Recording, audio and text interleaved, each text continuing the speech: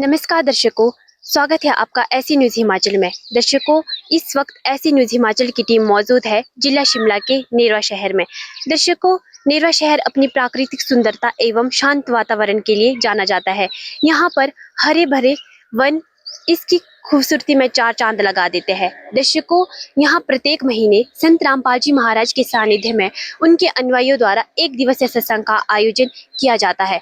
दर्शकों, ऐसी न्यूज़ हिमाचल का हमेशा यही उद्देश्य रहेगा कि प्रदेश के हर खास आयोजन को, हर सकारात्मक पहल को समय से आप तक पहुंचाना है। तो आइए दर्शकों, हम आपको ले चलते हैं एक ऐसी आध्यात्मिक यात्रा की ओर जहां अनुशासन भी है, व्यवस्था भी है और समाज सेवा का सच्चा भाव भी है। तो दर्शकों, हम पहुंच चुके हैं सत्संग स्थल के पास। अब आपको सत्संग स्थल का दृश्य दिखाते हैं।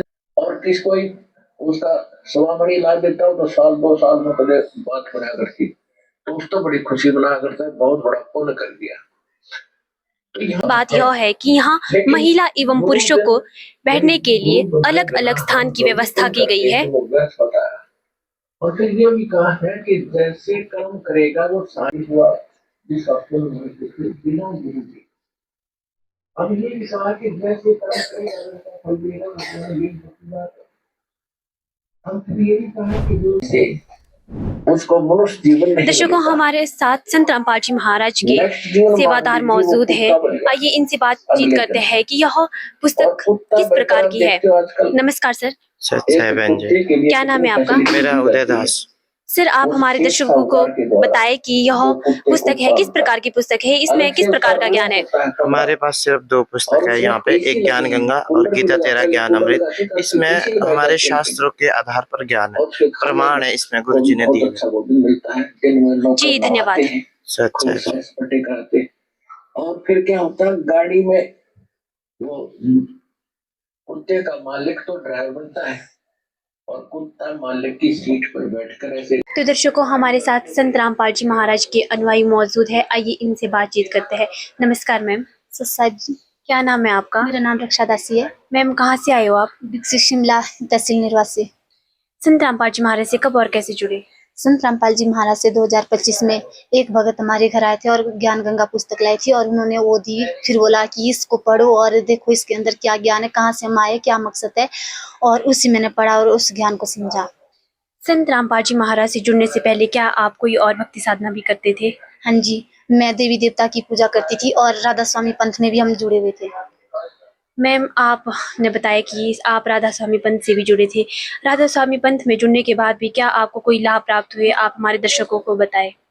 राधा स्वामी पंथ में जुड़े हुए थे हम, हमें कोई लाभ नहीं है। हानि हुई, जैसे देवी देवता की पूजा भी करते थे, व्रत उपवास तीर्थ यात्रा सब कुछ करते थे, उसके बावजूद भी हमारे हानि हुई। जैसे मेरा बेटा बीमार था, बहुत बीमार रहता था और जैसे मेरे को एक प्रेत आत्मा दिखती थी। जैसे रात के 12 बजे मैं सोती और वो तुरंत शुरू 12 बजे के टाइम में तुरंत शुरू दिखने हो जाती थी और मेरा 1-2 घंटे तक शरीर बिल्कुल सुन्न हो जाता था, ना कोई आवाज निकाल सकती थी, ना अरे परे हिल सकती थी।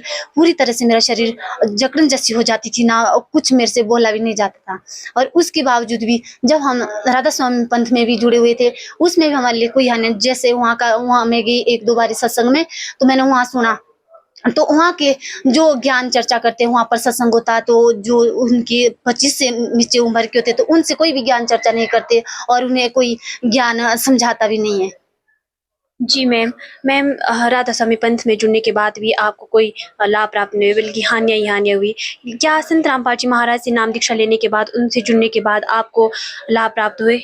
संत रामपाल जी महाराज से नाम दीक्षा लेने के बाद हमें लाभ ही लाभ हुए। जैसे एक भौतिक लाभ हो गया, उसके बाद जो मुझे प्रेत आत्मा दिखती थी वो दिखनी बंद हो गई। मेरा बेटा बीमार बहुत होता था, वो भी नहीं हुआ, और लड़ाई झगड़ा वो जो कलेश होता था वो भी बंद हो गया। धीरे धीरे सब कुछ बंद हो गया और परमात्मा की दया से ऐसे परमात्मा के जब प्रवचन हमें सुनने को मिले तो हम ऐसे सोच रहे थे कि आज तक मालिक हम कहाँ थे जो हमें ऐसा ज्ञान सुनने को नहीं मिला।